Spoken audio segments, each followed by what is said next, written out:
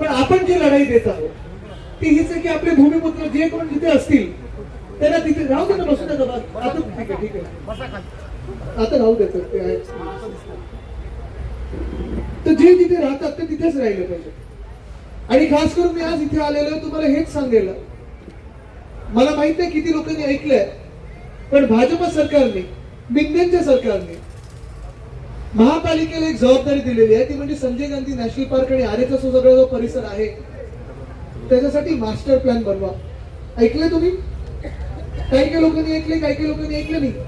आता याच्यात अर्थात आपला मुंबईचा मास्टर प्लॅन म्हणजे संजय गांधी नॅशनल पार्क आणि हा सगळा जो परिसर आहे आपला आरेचा, एवढा सुंदर हिरवगार परिसर आहे. तुम्ही इथे वर्षानुवर्ष राहत आलेला आहात. कधीही काही तुमच्यामध्ये आणि पर्यावरणामध्ये अशी काही मारामारी अशी कधीच नव्हती, काही वेगळं मत नव्हतं. तुम्ही ह्या पूर्ण परिवारात आणि पर्यावरणात राहत होता, ह्या पूर्ण सांगितलं राहत. पण आता जे ह्यांना बनवायचं आहे हा मास्टर प्लॅन आपला संजय गांधी नॅशनल पार्क आरे आणि येऊन त्याच्यासाठी बनवायचं आहे. अरे राहू दे ना, काही प्रॉब्लेम नाही. येऊ दे, कोणाला काही ना करू नका, मला बोलू दे रे, मध्ये मध्ये नका करू. येऊन आरे आणि संजय गांधी नॅशनल पार्क या सगळ्यासाठी ना मास्टर प्लॅन बनवायचं आहे. मास्टर प्लॅन का बनवायचा आहे? कारण आपण जे इथे वर्षानुवर्ष राहत आलेलो आहोत तिथून तुम्हाला सगळ्यांना बाहेर न्यायचं आहे. आणि ही सगळी जमीन, हे सगळं आपलं जे परिसर आहे, सुंदर परिसर आहे, तो आहे ना बिल्डरच्या घशात घालायचा. आता निर्णय तुमचा आहे, तुम्ही हे करू देणार आहात की नाही हे ठरवायचं. तुम्हाला जर दुसरीकडे जायचं असेल जिथे हे तुम्हाला नेणार आहेत, ठीक आहे, तर मतदान करू शकता. पण जर तुम्हाला तुमचे हक्क पाहिजे असतील, तुम्हाला इथेच राहायचं असेल आणि शाश्वत विकास पाहिजे असेल तर तुम्हाला मशालीलाच मतदान करायला लागेल. कारण तुम्ही आणि आम्ही आपण ह्या मुंबईसाठी लढतो, त्या मुंबईच्या मातीसाठी लढतो. आता हायवेवरनं आत येताना देखील मी गाडीत माझ्या सोबत जे बसले होते त्यांना सांगत होतो माझी आठवण इथे येणार आहे खूप.